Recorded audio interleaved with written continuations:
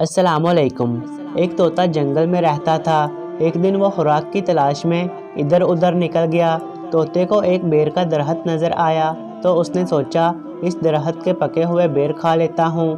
جیسے ہی طوطے نے بیر کھانے شروع کیے تو اس نے دیکھا کہ وہاں پر ایک شکاری آ گیا۔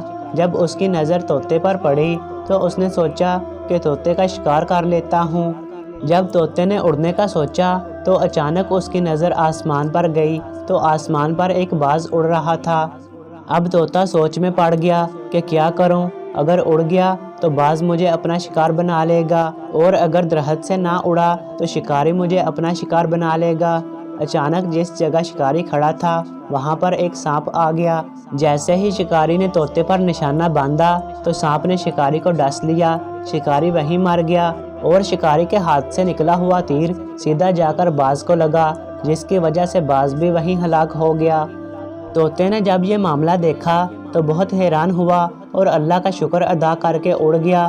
لوگ ہزار برا سوچیں آپ کے بارے میں، جب تک اللہ تعالیٰ کی رضا نہ ہو کوئی بھی آپ کا کچھ نہیں بگاڑ سکتا۔ لہٰذا اللہ تعالیٰ پر یقین رکھیں اور صبر سے کام لیں۔ اللہ نے ہر کام میں آپ کے لیے بہتری رکھی ہوتی ہے۔